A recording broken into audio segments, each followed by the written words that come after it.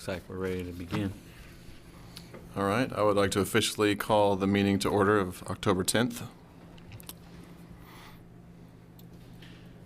And then, And I'd like to request a confirmation from staff that the Kansas Open Meeting Act required notice has been properly provided. I can confirm that the packet was posted and the required notice of the meeting was provided. Thank you. I'll go ahead and proceed with roll call. Board Member Cates, Board Member Herman, Here. Board Member Nelson, Here. Vice Chair Freeland, Here. and Mr. Manley. Present.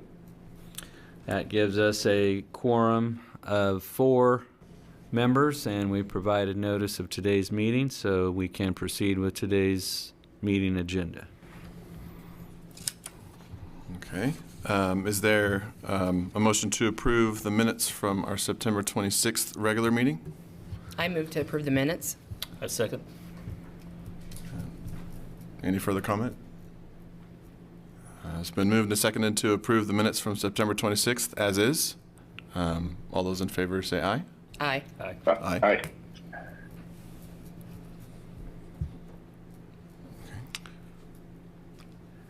And we do have one item of new business this afternoon, which is why we are assembled here, and that is a public hearing item, application CC 24-16, and that application's been filed by Luminous Neon on behalf of Messenger Clothing Company.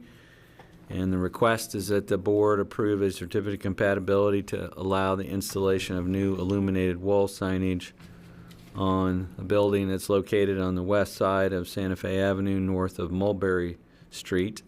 And the street address is 248 South Santa Fe. And Mr. Roberts prepared the report on this item, and he'll be presenting it to the board. Thank you, Dean. So, to start with a little bit of background about this property, James H. Moore was a local property developer and later served as a state senator in Kansas. He constructed this building in 1929, and it served as the location for the Skaggs Safeway grocery store and Houghton Bakery. The one-story brick, clay tile, and terracotta building was designed by a local Salina architect in a Spanish Revival style.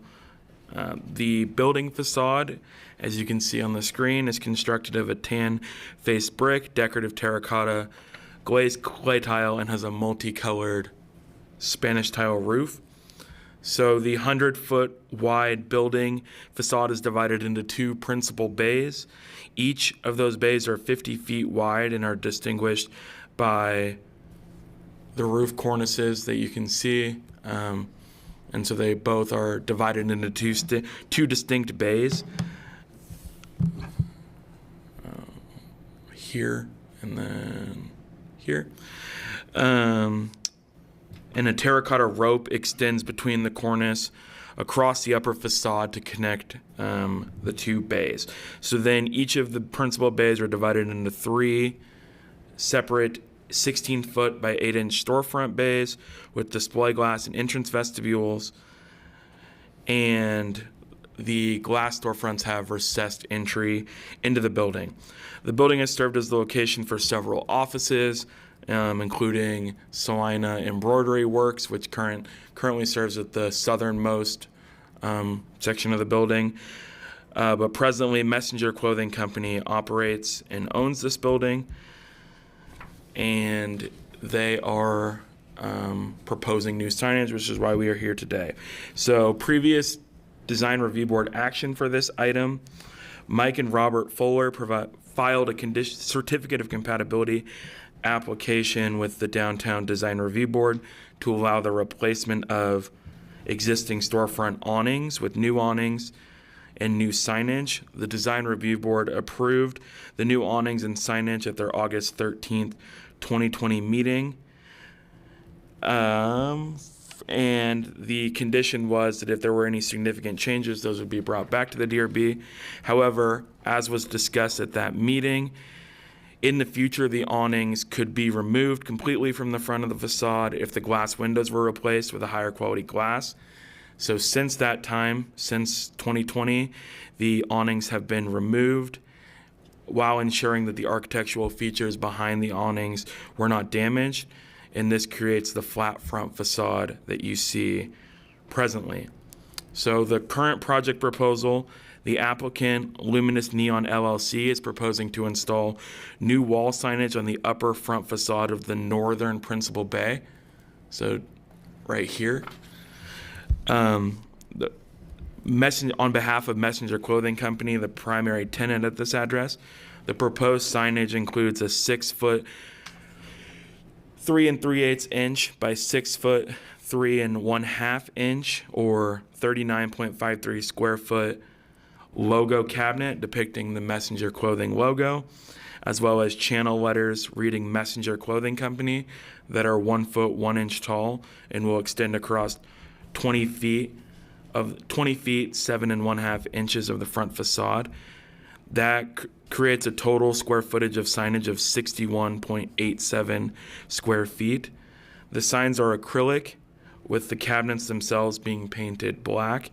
The proposed logo sign is a flex face sign, which means the white vinyl is stretched over the sign face. And both the logo and the letters will be illuminated with a push-through acrylic similar to the sign at the cellar that was approved a couple of months ago, where the only parts of the sign that are illuminated are the white, so the logo and then the Messenger Clothing Company letters, and the black parts of the sign will not be illuminated. So because this property is located within the Business Improvement District, approval of the wall signage is required by the Design Review Board before a sign permit can be issued, and that is why we are here. So the design guidelines provide some context on signage in the downtown, so we will walk through some of that, and you can find that on pages 2, 3, and 4 of your staff report. So signage should coordinate with the overall facade composition. This sign is located in the center of the principal bay and otherwise coordinates to the facade. Mounting of the sign should fit within existing architectural features and use the shape of the sign to help reinforce the horizontal lines, which there are distinct horizontal lines with the rope cord that extends, and the sign is in line with that and helps accentuate that line. When mounted on a building with historic elements, a sign should not obscure significant features. So that is a point of discussion for the proposed location. So when this property was developed by James Moore, there were 2 medallions placed in each principal bay. You can see in the picture there, they read Moore and identify this building as the Moore Building. So where the signage is currently being proposed would be covering the medallion on the northern principal bay. That's something staff would like to note and would like more context from the applicant on how those medallions can be preserved in the installation and possible future removal of the sign, ensuring the medallion would still be in place. Continuing with the design guidelines, the design guidelines encourage limiting the number of colors used on the sign. So the sign is illuminated white, the black parts won't show. So that would be, it's rather simplistic in design. And finally, internal illumination of an entire sign cabinet is discouraged. However, if a backlighting system that only illuminates the sign text is used, then that would be okay. And in this case, that is what is taking place. So a sign typically serves 2 functions: first, to attract attention, and second, to convey information. This sign does both. It is rather simple in its message, but it is clear and helps identify Messenger Clothing Company, the tenant of the space. and it can serve as an attention-getting device for the building. Staff believes that the proposed signage is simple and helps identify, and additionally, the illumination method of layering the acrylic is in line with other signs recently approved. Staff also believes the proposed location of the signage fits within existing architectural features of the building and reinforces the horizontal lines. Staff would note, however, in the location of the proposed sign, there is a historic medallion identifying Mr. James H. Moore, the original developer of the property. And again, staff would request the applicant clarify whether they are planning to remove the medallion, and if not, how the medallion is being protected and preserved. The C4 Central Business District or Downtown District sign regulations allow up to 3 square feet of sign area per lineal foot of street frontage. So this property has 100 feet of building frontage on Santa Fe. So they would be allowed to have up to 300 feet of total wall signage for the total property. However, in the C4, only 66% of that can be on one facade. So they could have 200 feet of 200 square feet of signage on Santa Fe. Currently, the only sign that was located on the building was on the southernmost side of the building. And that, since I went out today and took pictures, and it has since been removed. So, and then the window signage does not require a sign permit or does not count as part of their sign allowance because it does not cover more than 33% of the windows, which is in line with the code. Finally, we would note that tenants are allowed to have 4 signs per tenant with a maximum of 10 signs allowed per building. So if another tenant were to move in and add signage, there could be a total of 10 signs on that building facade. In review of the project for compliance with the design guidelines, it appears to staff that the following findings can be made to support approval of the proposed exterior signage. You can find those on page 5 of your staff report. The proposed sign design will be coordinated with the overall facade composition and proportional to the building. The proposed sign design is in scale with the facade and an appropriate scale for pedestrians. The proposed projecting sign appears to be centered on the north storefront's facade. The limited colors, as shown in the elevation image, appear compatible with the rest of the building materials. The proposed signage materials appear to be compatible with the rest of the building materials. The proposed sign design and typeface appear to be simple and clear. And while the proposed sign is internally illuminated, a system that backlights only the text and unique sign features is proposed. The board would have the following alternatives when making a decision here today. They could, option 1, approve the certificate of compatibility for the proposed wall signage upon finding that the proposed exterior sign installation will conform to the design guidelines.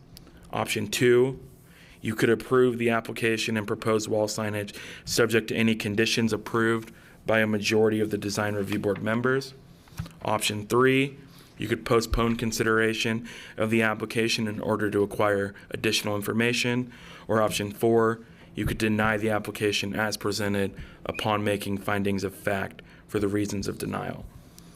Staff would recommend option number 2 with the following condition. This is a condition that we put on many of our certificates of compatibility, that if there would be any significant changes to the proposed sign design or materials as approved by the board, development services staff shall be notified to determine whether additional staff or DRB review will be required. However, staff would request further clarification on whether the attachment of the wall signage will result in the historic medallion being preserved in the way that the signage, if the signage is to be removed, a unique architectural feature of the building will not be destroyed. And that is all, and staff is available for any questions, and we do have the applicant present to answer any questions as well. Okay, thank you for that. Ms. the Representative, would you like to have some clarification Sure. My name's David Patterson with Luminous Neon Sign Company. Thanks for all your work on this, and really appreciate it. I do want to clarify that the Moore emblem and historical markings will not be altered in the installation of the sign. The plan would be that the sign goes up, we don't disturb any of the Moore signage, and then if and when that sign comes down, it'll be intact. So we were very cognizant of that before we did the design. Another point, probably doesn't matter, but the messenger vinyl on the windows, you see the messenger clothing, that's coming down when the sign goes up. So I think that will add to the aesthetic value of the front of the building.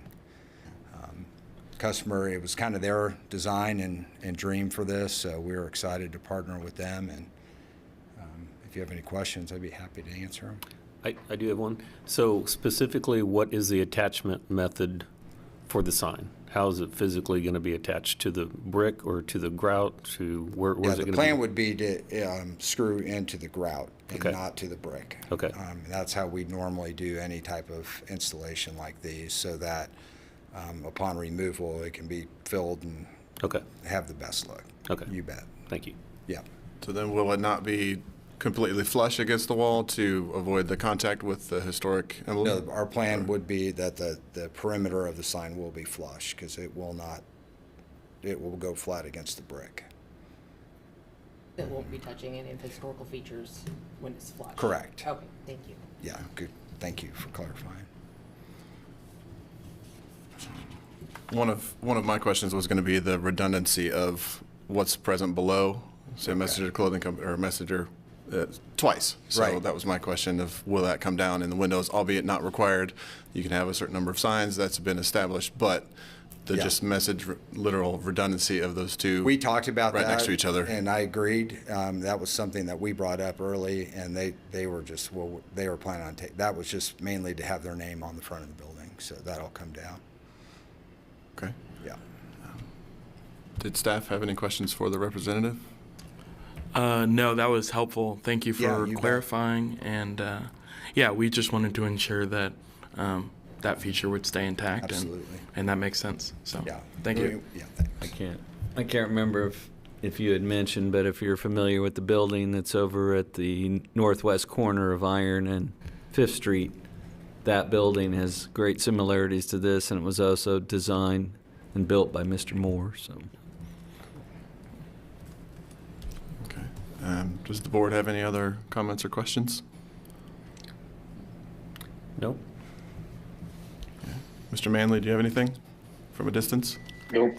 You guys asked some of the questions that I was going to ask, so I'm good from my perspective. Okay. I would move we approve it, the application CC 24-16, option 2 with the city's comment, and proceed. I'll second that. Okay, it's been moved and seconded to approve option 2 with the clarification that we received today. All those in favor of option 2, say aye. Aye. Aye. Aye. All those opposed, same sign. Okay. All right. Thank you for your time. Thanks, guys. Appreciate it. Thank you. Okay, moving on to any unfinished business from prior meetings that we need to we discuss. don't have any administrative items or preliminary discussion items. I think if you are have driven by the south facade of the Martinelli's building, you've seen the result that you helped approve and pave the way for at your last meeting. We can report that we will meet again on the 24th, which is 2 weeks from today. And back in July, this board reviewed some the proposed south-facing wall signage for the new Jose Peppers restaurant, but at the time they didn't have sizes or materials or details for some projecting blade signs that they wanted to present. And so the sign designs for that for the Jose Peppers project will be coming back to the board on the 24th. And if you're driven by and you're familiar, the Prickly Pear had a projecting sign on the Santa Fe side, which is still there, but the plan is to replace that sign with a similar sign that says Jose Peppers instead, and then they have a blade sign they want to extend out into the plaza. So we will meet again on the 24th, and that's the other business that we have for you, just to remind you of that. Okay, thank you. I do not believe we have any public representation for the public forum portion of the meeting, so can I get a motion to adjourn? I will move to adjourn. Second? Been moved and seconded that we adjourn today's meeting. All those in favor say aye. Aye. Aye. Aye. Thank you for your time and you. attendance.